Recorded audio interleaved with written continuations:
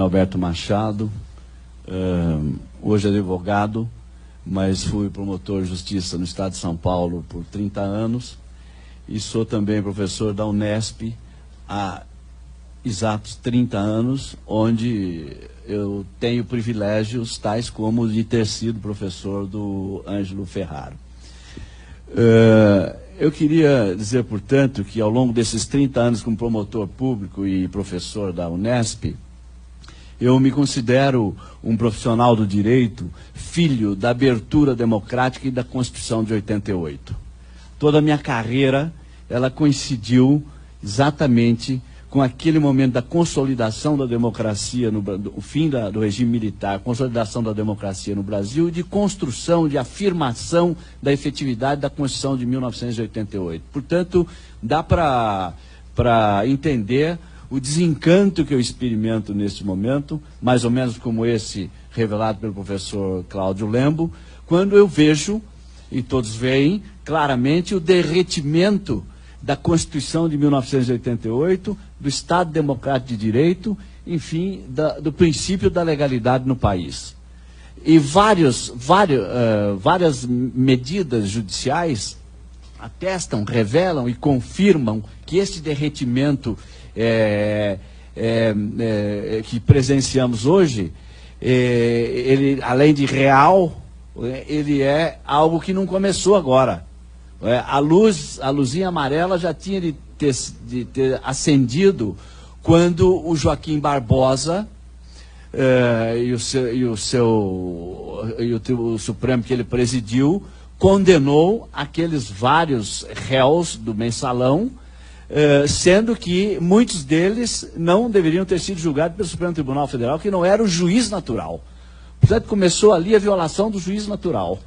Aquela violação do juiz natural se completou com aquela extensão que se deu à teoria do domínio do fato importado da Alemanha, cujo autor veio aqui ao Brasil para dizer, olha, estão aplicando aqui a teoria numa extensão, numa dimensão, numa profundidade que não é aquela que eu pensei um dia. Portanto, o que estamos vivendo hoje é uma herança do senhor Joaquim Barbosa, começou, portanto, há mais de 10 anos. E aí, esse processo foi se recrudescendo e ficando, a meu ver, assustador. Porque quando o juiz Sérgio Moro avoca para si em Curitiba o juiz universal das ações de improbidades no Brasil, isso já deveria também ter chamado a nossa atenção, porque a literalidade da Constituição, no seu artigo 9º, a súmula do Supremo Tribunal Federal e a súmula do STJ dizem que a competência para julgar os crimes de interesse das sociedades de economia mista é das justiças estaduais, não é da Justiça Federal. Não por acaso, ali quando vai começar a Operação Lava Jato, o Supremo Tribunal Federal julga um caso das docas do Pará, justamente para afirmar que a competência para julgar a improbidade ou o crime que atinge sociedade de economia mista, como é a Docas do Pará e como é a Petrobras, é do Supremo Tribunal Federal. E já estava, portanto, firmada ali, naquela decisão discreta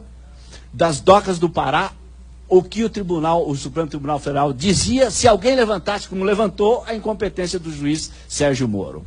Não bastasse esse juízo universal, o que começou a ficar estarrecedor e que foi, a meu ver, o gatilho que impulsionou o impeachment que derrubou a presidenta Dilma Rousseff, foi a divulgação daquele vídeo pelo juiz da Lava Jato. Quer dizer, um vídeo gravado ilegalmente, além do prazo permitido em lei, e depois divulgado criminosamente. Isso fere o artigo 151 do Código Penal. Eu pergunto aos senhores, que juiz, que promotor de justiça tem hoje a coragem de cometer publicamente um crime, violar o Código Penal, violar os seus deveres funcionais, publicamente, e depois pedir desculpas para o Supremo Tribunal Federal, porque cometeu essas violações?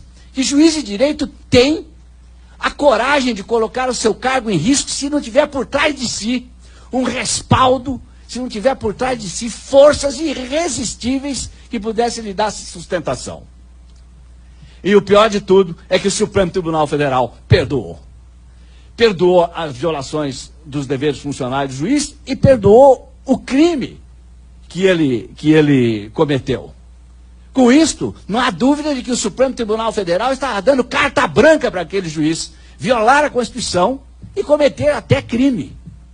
Logo em seguida, o juiz arrasta o ex-presidente Lula lá para Congonhas para fazer um interrogatório absolutamente desnecessário que assustou até o Lula, tamanha a ignorância dos delegados que o interrogaram e não sabiam como é que funcionava sequer o tal presidencialismo de coalizão. Isso foi, evidentemente, para quebrar as pernas do Lula. Diante das várias ilegalidades e inconstitucionalidades cometidas pelo juiz, que prende, nunca se viu tanta prisão preventiva para obter confissões e delações, portanto, nunca se viu tanta tortura psicológica no país, a céu aberto, sem nenhuma confrontação dos tribunais superiores. E quando alguém faz uma representação ao TRF4 lá de Porto Alegre contra esse juiz pelas sucessivas violações condicionais, vem o TRF e diz: esse juiz pode fazer isso. Ele pode decidir fora do tal regramento legal. As suas decisões podem ser, e o vocábulo utilizado foi esse, podem ser inéditas e podem ser excepcionais, porque o processo da Lava Jato é também inédito e é também excepcional. A segunda carta branca para que o juiz fizesse tudo o que fez. Em seguida, o juiz condena o ex-presidente Lula, sai do seu gabinete, vem aqui para São Paulo, dá uma entrevista para a Folha de São Paulo e diz: não há prova direta da responsabilidade criminal do presidente Lula. Eu o condenei, portanto, com base em provas indiretas, presunções, indícios e as tais convicções íntimas. Isso porque os próprios acusadores já haviam dito: não há prova contra o Lula. O que há é convicção. Portanto, os acusadores já disseram que não havia prova contra o Lula, havia apenas as convicções dele. O juiz profere a sentença e vem para a Folha de São Paulo. É só recuperar essa reportagem. Um Google aí resolve. É só recuperar a reportagem e os senhores vão ver. O juiz disse: não há prova direta contra o presidente Lula. E, portanto, mas mesmo assim, ele está condenado. Em seguida, vem a prisão violenta do ex-presidente da República, contrariando a presunção de inocência e o Código de Processo Penal. E temos hoje esse cenário do Lula encarcerado, do Lula inelegível e com toda essa fragilidade da Constituição Federal.